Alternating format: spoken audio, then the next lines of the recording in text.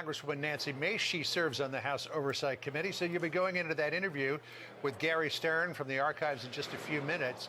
James Comer, the chairman, wants to know if it was malice or ineptitude that led to the classified documents being at President Biden's locations. What do you want to know, Congresswoman? Well, we want the Oversight Committee to leave no stone unturned when it comes to this document investigation. And the other thing that we want to get to the bottom of is if and how any of our federal agencies have been weaponized, whether it's the National Archives, the FBI, or the DOJ. It sometimes seems like there's one standard for the right and then a totally different standard for the left.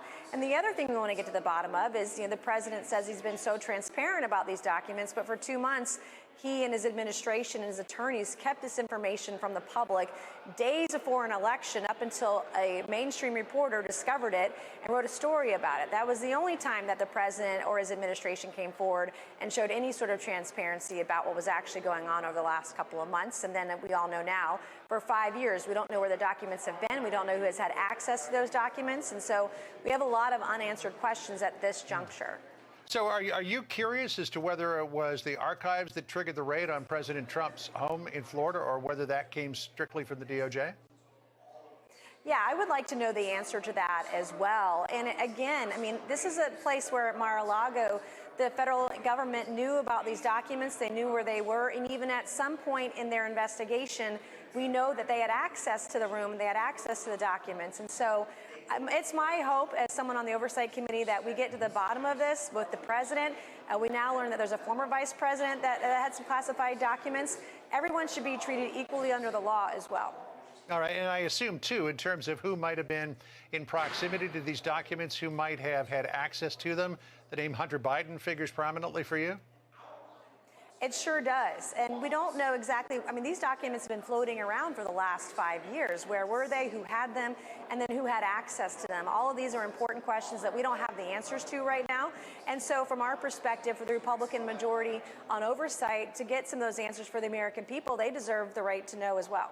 There's a lot of talk, Congresswoman, about whether or not there needs to be reform in the handling of classified documents and the way things occur when you're vacating the White House or the Naval Observatory or whatever, and everything's kind of boxed up. But even so, none of that would explain how Senator Joe Biden came to be in possession of these classified documents. No, that's right. And we all know as members of Congress that we go to a private room in a private setting behind closed doors. And when we have access to classified information, we don't leave the room with that classified information. And so how it made it into these boxes and made it into a personal residence is still head scratching for many of us. So many Republicans in Congress and even some Democrats, Senator Mark Warner among them, are accusing the DOJ and the National Intelligence Director of stonewalling when it comes to these documents. The Senate Intelligence Committee, the House Intelligence Committee, want to see the documents themselves. Jim Jordan on the Judiciary just wants some information on the documents that were seized from Biden's home. But here's what the DOJ said in a letter, quote, disclosing non-public information about ongoing investigations could violate statutory requirements or court orders, reveal roadmaps of our investigations, and interfere with the department's ability to gather facts, interview witnesses, and bring criminal prosecutions where warranted. So the DOJ is not going to give anybody any information or documents. Without getting cooperation from the DOJ, how can Congress do adequate oversight?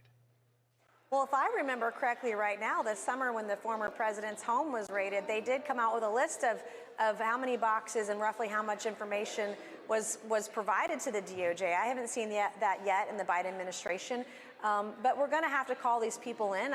Right now, it sounds like it'll be a closed-door hearing, but all we're asking for are answers to some questions on a letter, and they won't even do that much. Where is the balance of power here? That's the whole purpose of the Oversight Committee, is to bring that balance of power, to have and use its investigative authority. And I sure as heck hope that, and I know that, and I have great confidence in Jamie Comer as chairman, that we'll leave no stone unturned when it comes to our investigations, whether it's Biden and classified documents, whether it's all of the illegal immigrants that are crossing the border, whether it's big tech infringing on the privacy and the First Amendment rights of every American, or the DOJ and FBI, being weaponized in Twittergate files. We have a lot to investigate. All right, we'll let you get into that interview with the Archives General Counsel, Congresswoman Mace. Thanks for being with us. Appreciate it. Thank you.